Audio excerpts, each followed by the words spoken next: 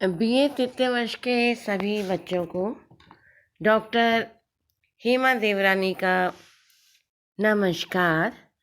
बच्चों, आज मैं आप लोगों को आधुनिक हिंदी साहित्य की जो परिस्थितियां हैं उस पे मैं आप लोगों के सामने आज चर्चा करूंगी।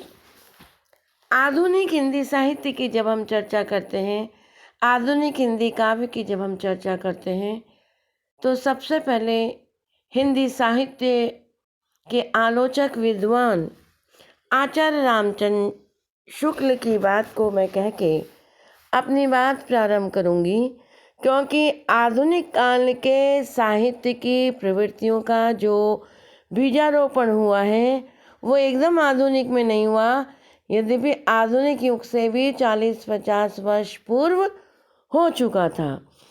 तो दूसरे शब्दों में हम कहें कि भारतेंदु हरिश्चंद्र से आधुनिक युग का प्रारंभ होता है, यानी संवत 1850 से 1925 तक का जो समय है वो आधुनिक साहित्य के संक्रांति का संधि काल है। यह 75 वर्ष की अवधि भारतेंदु युग के आरंभ से पूर्व की है, जिसका एक छोर फोर्ट विलियम कॉलेज की स्थापना से संबंधित है और दूसरा ओर भारतेंदु युग के आरंभ से ये प्रारंभ होता है।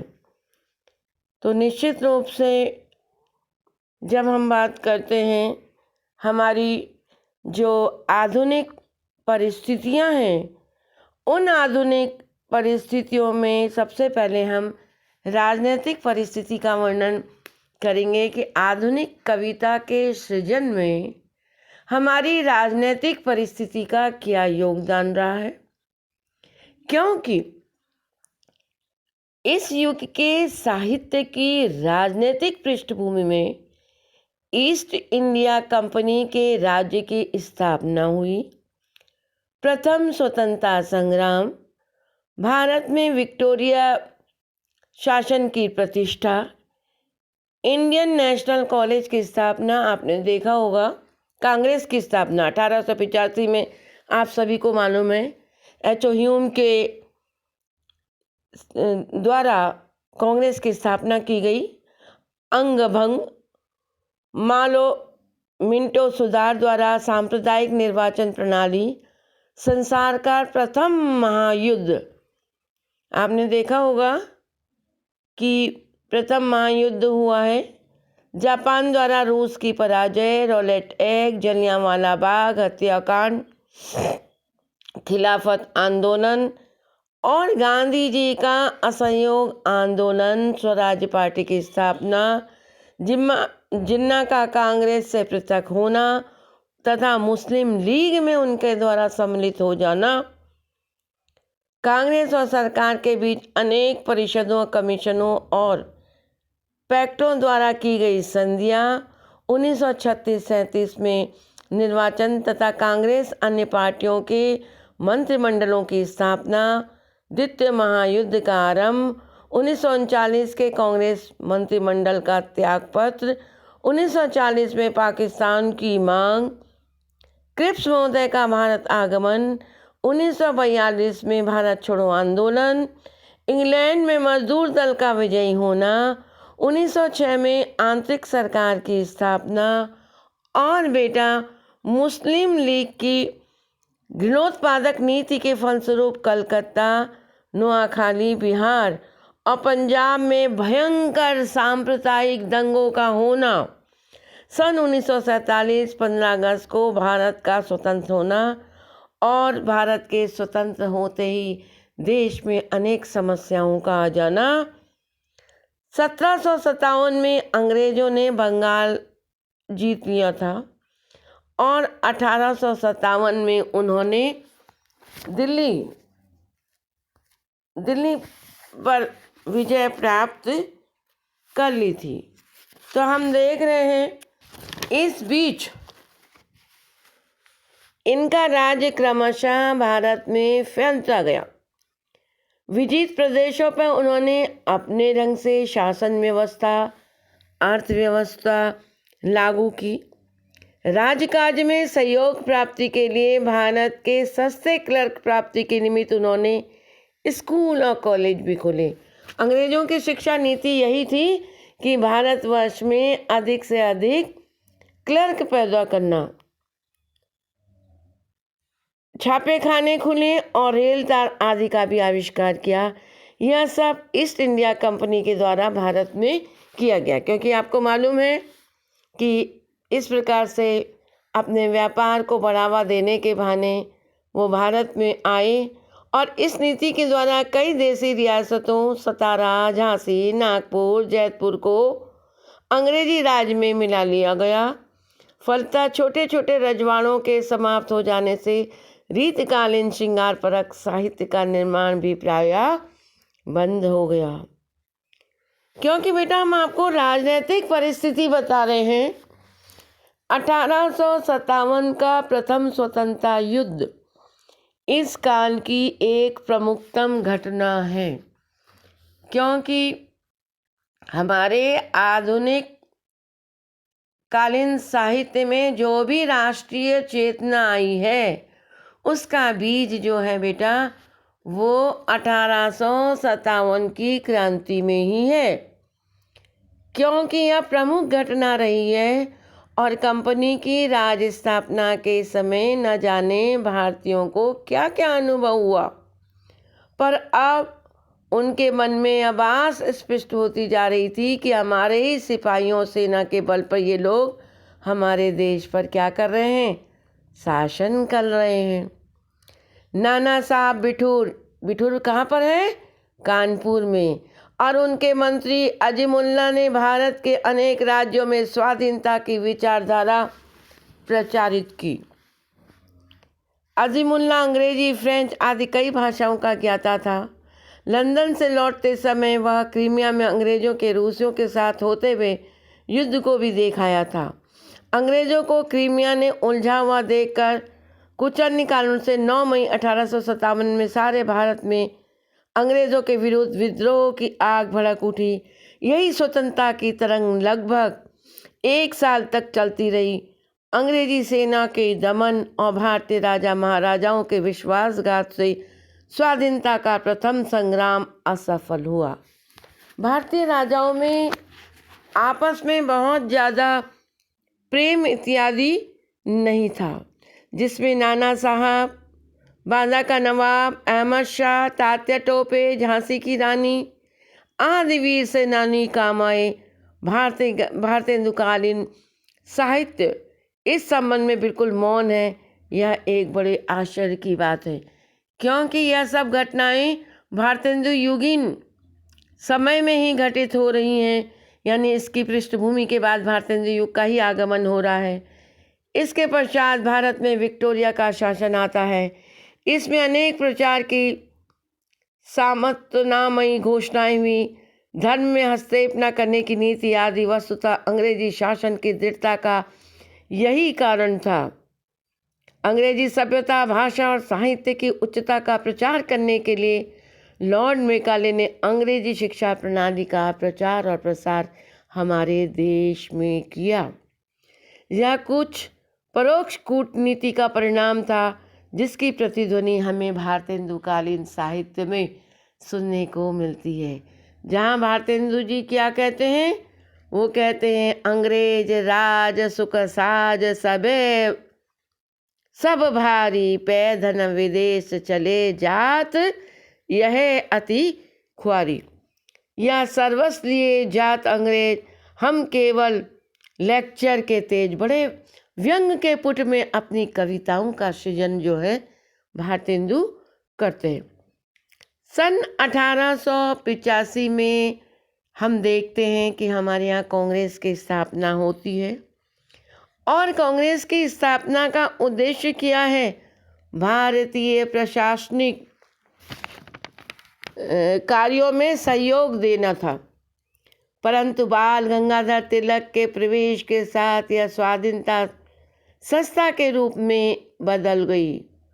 1800 फिर इसके बाद जब हम देखते हैं कि हमारे यहाँ 1975 में बंग भंग के कानून से भारतीय स्वाधीनता की भावना 1875 में बंगभंग के कानून में भारतीय स्वाधीनता की भावना और तीव्र हुई और भीतर ही भीतर अंग्रेजी राज्य की लपटें जो के लिए एक क्रांतिकारी संस्थाओं का निर्माण और विकास होने लगा। यानी हमारे भारतीयों में भी स्वाधीनता प्राप्त करने की चेतना हुई, और जिसमें तिलक, हरदयाल, अजित घोष, राग बिहारी बोस, दादी चंदनाथ, भगत सिंह, चंद्रशेखर आज़ाद, गुरुदेव राजगुरु।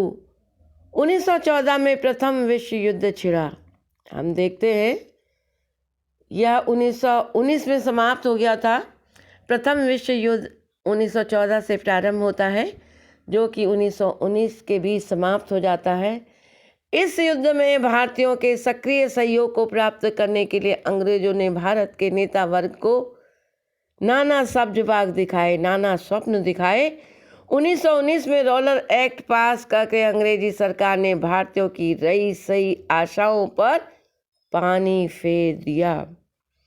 जलियांवाला बाग का निर्मम हत्याकांड लगभग इसी समय की दुखावत घटना है।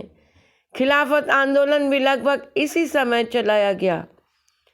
बेटा, सन 1920 में कांग्रेस की बागडोर गांधी जी ने संभाली। गांधी जी हमारे सर्व सामान्य द्वारा नेता चुने गए और उन्होंने हिंदू और मुसलमानों को सम्मिलित करके असहयोग आंदोलन आरंभ किया, जिसमें विदेशी वस्त्रों, सरकारी नौकरी, कौंसिलों, न्यायालयों, स्कूलों, कॉलेजों और उपाधियों का उन्होंने बहिष्कार कर दिया। ब्रिटिश सरकार के दमन चक्र के फलस्वरूप बड़े बड़े नेताओं मोतीलाल नेहरू, लाजपत राय, आज़ाद आदि को बड़े घर भेज दिया गया। कांग्रेस के कुछ एक ऐसे सदस्य से जिनका सहयोग की नीति पर विश्वास नहीं था, वे कौंसिलों तथा धारा सभाओं के भाग में लेने के पक्षपाती थे। इन्होंने स्वराज नामक एक संस्था की भी स्थापना की। इस संस्था के प्रवर्तकों में चित्तरंजन तथा मोतीलाल नेहरू के नाम उल्लेखनीय है। इधर कांग्रेस की नीति मुसलमानों को प्रसन्न करने की हो गई। परिणामतः मदन मोहन मालवीय तथा लाजपत राय आदि कुछ नेताओं ने हिंदू महासभा का साथ दिया। इसी समय मोहम्मद अली जिन्ना कांग्रेस को छोड़कर मुस्लिम लीग में सम्मिलित हो गए। 1920-30 तक अंग्रेजों की कूटनीति का दमन चक्र भी खूब चला। हिंदू मुसलमानों में सांप्रदायिक हिंदी उर्दू संबंधी भाषा समस्या, मुस्लिम लीग की स्थापना आदि उनकी कुरीति का ही कुचक्र था। 1930 में एक भयंकर सांप्रदायिक दंगा हुआ, जिसमें गणेश शंकर विद्यार्थी जैसे साधक को प्राण न्यौछावर करने पड़े। अंग्रेजों द्वारा डाली गई बाधाओं का यह परिणाम हुआ। अंत में भारत को जो स्वतंत्रता मिली वह भी विभक्त हो गई। 1931-35 तक का समय कमीशनों, पैक्टों, संधियों का समय था। 1937 में निर्वाचन हुए। उनमें भारत के अधिकतर प्रांतों में कांग्रेस के मंत्रिमंडल बने, किंतु 1939 में उन्हें त्याग पत्र देने पड़े, क्योंकि अंग्रेज सरकार ने भारतीयों की संपत्तियों के बिना भारत के द्वितीय महायुद्ध में सम्मिलित होने की घोषणा कर दी थी। इनकी सहमति के बगैर, भारतीयों की सहमति के बगैर अंग्रेज सरकार ने द्वितीय विश्व युद्ध के लिए भारतीयों को सम्मिलित होने की घोषणा कर दी थी। 1940 में पाकिस्तान की मांग उठी। युद्ध में भारतीयों के सक्रिय सहयोग को प्राप्त करने के लिए 1942 में क्रिप्स महोदय, क्योंकि भारतीय संघ निर्माण की एक योजना लेकर भारत में आए थे। क्रिप्स महोदय आए थे, जिसके प्रति तोष की अपेक्षा रोष अधिक था। किसी को भी उनके इसमें खुशी नहीं थी। 1942 में कांग्रेस ने भारत छोड़ो आंदोलन का प्रस्ताव पास किया, जिसके फलस्वरूप असंख्य गिरफ्तारियां हुई और प्रायः कांग्रेस के सभी प्रमुख नेताओं को जेल में बंद कर दिया गया। 1945 में ब्रिटिश में उदार दल की सरकार बनी, जिसे भारतीय स्वतंत्रता आंदोलन के साथ काफ़ी सहानुभूति मिली। परिणाम स्वरूप 1946 में भारत में अंतरिम सरकार बनी। इसी समय मुस्लिम लीग की घृणोत्पादक अनुदान नीति के फलस्वरूप कलकत्ता, नोआखली, बिहार, पंजाब में भयंकर सांप्रदायिक दंगे हुए। 15 अगस्त 1947 को भारत में स्वतंत्रता का स्वर्ण विहार आया। तत्पश्चात नव चेतना नव निर्माण में परिणित हो गई। आज के स्वतंत्र भारत राष्ट्र की राजनीतिक चेतना राष्ट्रता अंतर्राष्ट्रता के रूप में विकसित हो रही है। भारत का पंचशील का संदेश बुद्धों की विभीषिका में से त्रस्त मानव जाति के लिए एक अवर देन है। हिंदी साहित्य में इस नव जागरण और नवराष्ट्र चेतना का केवल अनुसरण ही नहीं किया, वरन उसे प्रेरित भी किया और उसका मार्ग भी प्रशस्त किया। तो बेटा, मैंने आपको आधुनिक काल के प्रारंभिक जो राजनीतिक चेतना है, किस प्रकार से आधुनिक युग का प्रारंभ भारतीय स्वतंत्रता संग्राम के बाद से शुरू होने लगता है। भारत को आज़ादी दिलाने में किस प्रकार से हमारे राजा लोग एक हुए और उन्होंने अंग्रेज़ों के खिलाफ एक संघर्ष शुरू किया। यद्यपि स्वतंत्रता आंदोलन जो है वह असफल हो गया, लेकिन कहीं ना कहीं यह चेतना लोगों के मन तक फैल गई।